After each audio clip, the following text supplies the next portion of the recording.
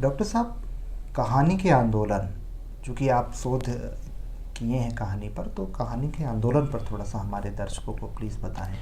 कहानी की विकास यात्रा के दौरान कहानी के जो आंदोलन हैं उनका मेरे अध्ययन के अनुसार सबसे पहले अलिखित कहानी थी, जो भाषा में थी केवल, जिसको लिखा नहीं गया था जी। वो एक दौर था, वो एक आंदोलन था। उसके बाद हिंदी की पहली कहानी जो लिखी हुई कहानी है और हिंदी की लिखी हुई कहानी है जी। वो आई।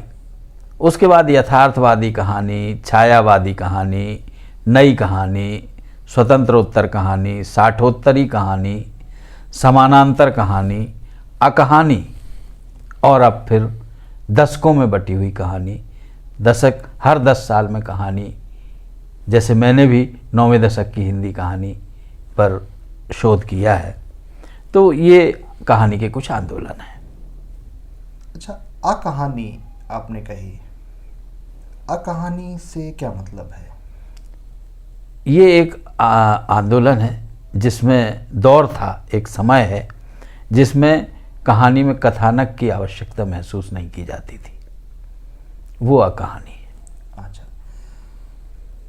दूसरा एक बहुत ही महत्वपूर्ण पहलू आपके जीवन से संबंधित जो है वो ये है कि चूँकि कहानियों के लिए प्रेरणा देना या प्रेरित करना कि आप कहानी लिखें जीवन के विभिन्न पहलू से, एक तो मार्गदर्शक गुरु के रूप में आपके पिताश्री रहे हैं, दूसरा कार्य क्षेत्र में या पढ़ाई के दौरान या उसके बाद भी आपके बहुत गुरु रहे होंगे। तो अगर आप उनके बारे में थोड़ा सा बताना चाहें प्लीज़।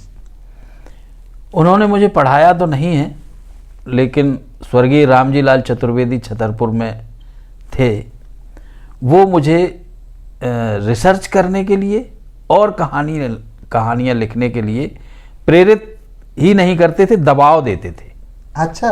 वो रोज़ मेरे पास आते थे और सुबह मेरी प्रगति लेते थे कि क्या किया है, प्रोग्रेस क्या है आपका।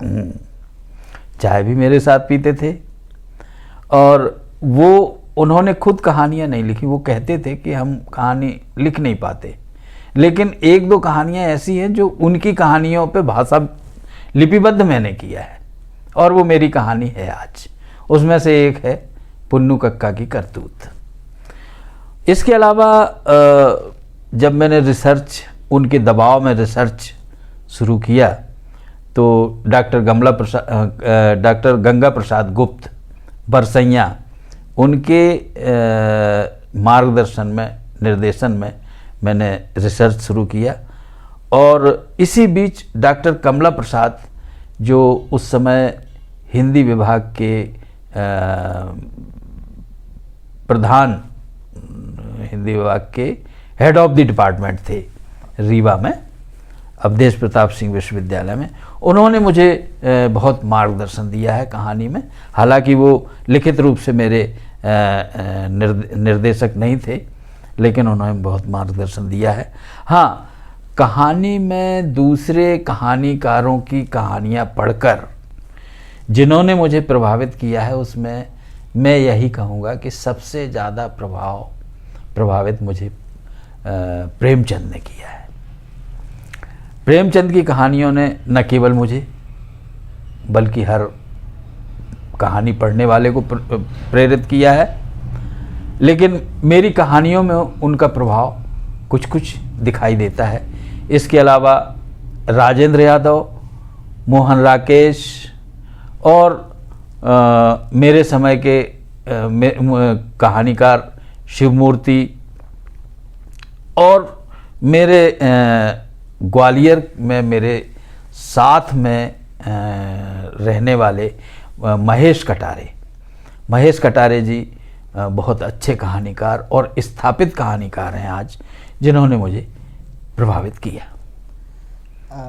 प्रेमचंद जी की कहानियों से, जैसे आपने प्रेरणा लिया प्रेमचंद जी से, उनकी खास जो लेखन शैली रही है, या आपको उनसे क्या सबसे ज़्यादा प्रभावित करने वाला एक तत्व अनुकरणीय लगा? देखिए, ये बात मैं पहले भी आपको बता चुका हूँ कि विषय वस्तु बहुत ज़्यादा सबकी अलग अलग नहीं होती है। उसी वस्तु पर प्रेमचंद कहानी लिखेंगे तो अलग होगी, उसी वस्तु पर अगर प्रसाद लिखेंगे कहानी तो अलग होगी, और उसी विषय पर मैं लिखूंगा तो कहानी अलग होगी। यानी वस्तु एक है, रूप अलग है। तो प्रेमचंद जी का जो कहानी लिखने का शैली थी उसने मुझे बहुत प्रभावित किया। और उसमें एक ये है कि उनका जो नायक होता था गरीब जरूर होता था, लेकिन उसमें रूढ़ियां तोड़ने की ताकत होती थी। यह मैंने अपनी कहानियों में कहीं कहीं लाने का प्रयास किया है। कितना आया है कितना नहीं आया ये तो अब मैं ज़्यादा इस पर चर्चा नहीं उस पे हमारे जो दर्शक हैं या जो पाठक हैं वो जरूर पढ़ के आपको बताएंगे कि प्रेमचंद जी की जो कहानियाँ थी उनमें जो नायक वाली जो आप बात कर रहे हैं, और आपकी कहानी स्पेशली जब हम बात करते हैं अनुष्ठान की जो आपने कही, तो अनुष्ठान भी हम उसको अवेलेबल करा देंगे लिंक में दे करके कि हमारे जो दर्शक हैं, जो पाठक हैं वो पढ़ें और आपको सजेशन दें, फीडबैक दें, रिमार्क दें, अपने कमेंट दें कि आपकी कहानियाँ कैसे लगी।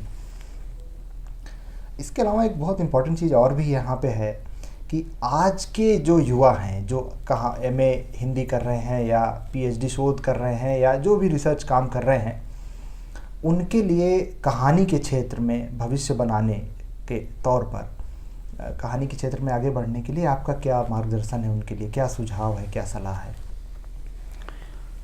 कहानी को सोचें, आत्मसात करें और ये देखें कि ये कहानी हम क्यों लिख रहे हैं, इससे क्या हम दे सकते हैं। इसके अलावा मुख्य रूप से उनके साथ जो घटित हुआ है उसमें क्या वो सुनाना चाह रहे हैं, क्या वो कहना चाह रहे हैं, यह देखें, मनन करें। और सबसे बड़ा सूत्र है एकांत में लिखें, एकांत में अध्ययन ज़्यादा करें, कहानियों का, कहानी के विकास यात्रा का अध्ययन करें। आज तक कहानी कहाँ पहुँची है, हम उसमें क्या योगदान कर सकते हैं। तो बहुत धन्यवाद आपका। हमें बहुत प्रसन्नता हुई कि आप हमारे आज यहाँ आए और आपने जो है अपने अनुभव को साझा किया। बहुत बहुत धन्यवाद डॉक्टर साहब आपका। Thank you.